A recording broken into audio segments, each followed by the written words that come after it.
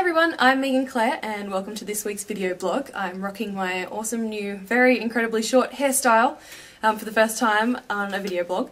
I got it cut last week because the heat in Florida is so incredibly insane that it was too much, so I donated my hair to Locks of Love and got a free haircut at the same time.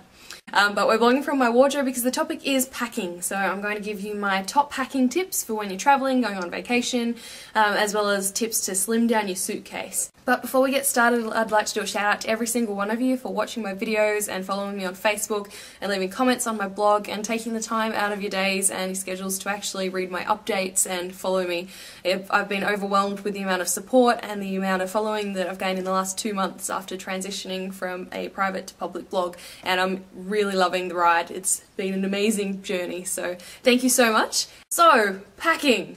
Packing for a vacation is generally everyone's nightmare, and while a lot of us love to travel, very few of us love to pack, and I'm one of those people. Packing usually comes at a really bad time too. Generally people finish work the one day and then fly out the next, so packing's kind of squeezed in between and it's when you're most stressed.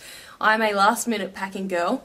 However, over the years I've come to hone my packing skills a bit. When I started travelling, a lot of people will probably tell you that I had a tendency to overpack. Some of you have probably heard the fabled legend about how I once wore 5 kilos of clothes onto a plane in order to avoid excess baggage fees. So this is what happens when you overpack. Megan's just put her bag on the scales and it's 5 kilos over. Isn't that fun? Look at the face. So, 5 clothes over there.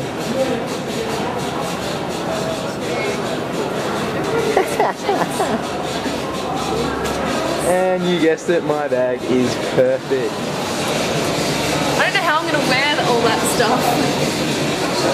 Let's see you wear a towel, that'll be quite interesting. Alright, that's one. Keep going. I cannot believe I'm doing this. Number 2. Slightly embarrassing. I'd be embarrassed. Slightly. If I were you, I'd be pretty embarrassed. Then I have to wear all of my clothes. Keep going. Number 3.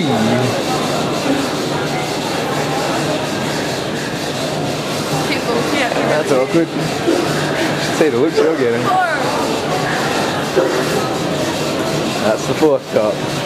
And I'm guessing all these are dirty, so you're going to stink on the plane. Yep. Keep going, keep going, keep going. Is that number 5? Oh my god. This is embarrassing just filming. Keep going. Oh my goodness. How are you doing? Are you serious? You're gonna have to be. Oh, here go the pajamas. Can you please go on the plane with your pajamas? No!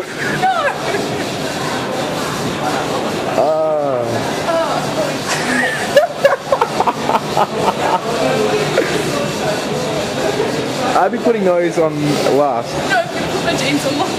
Why? They're stretchy. You can't put them on last. I cannot believe I had to. Yes, I can. Watch me. I'm watching.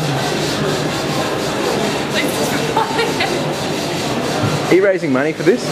Should be. Let's put money and take for everyone at the airport.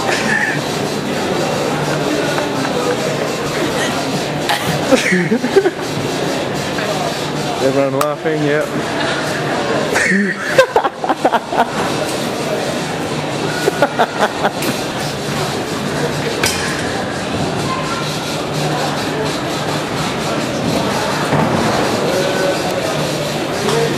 Pretty sure that's still a kilo over. Smile.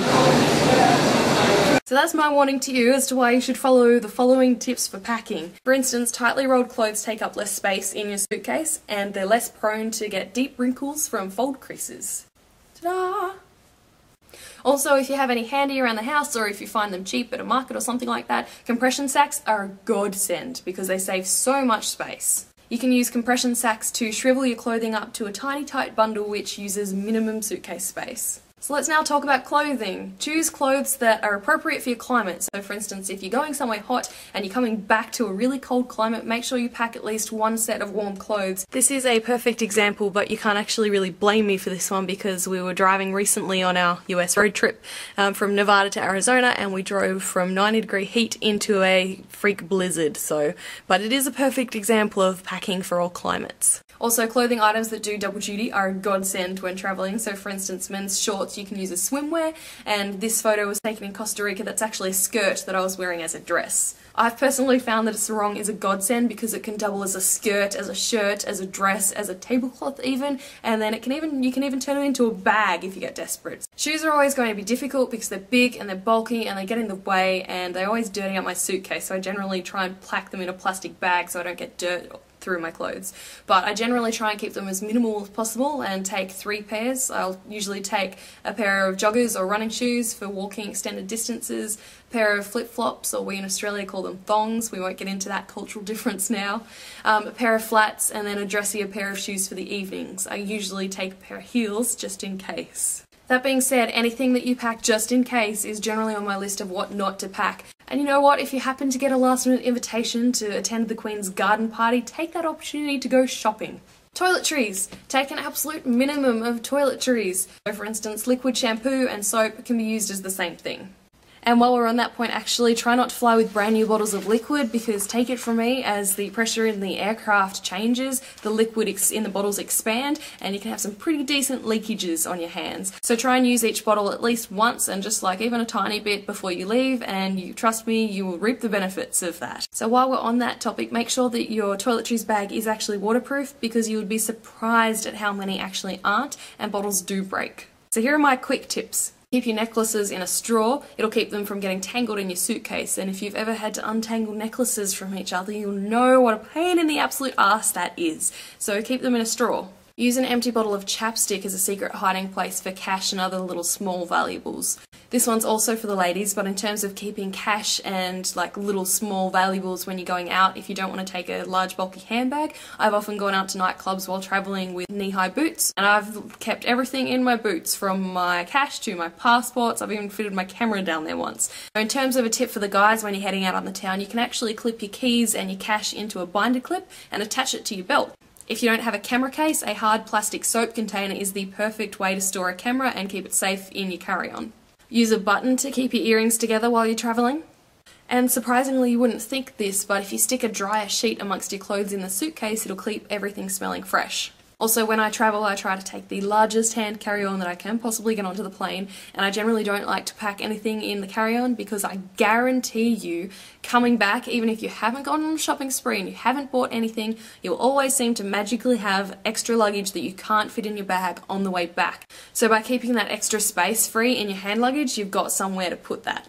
So thanks for joining me. Next week's video blog will hopefully be another edition of the Swamp Meg from the Florida Everglades. We went out last week to the Whakahachi Strand to explore the Florida Everglades, and we got struck at by a cottonmouth snake. So we have all that on camera, which is kind of scary and exciting at the same time.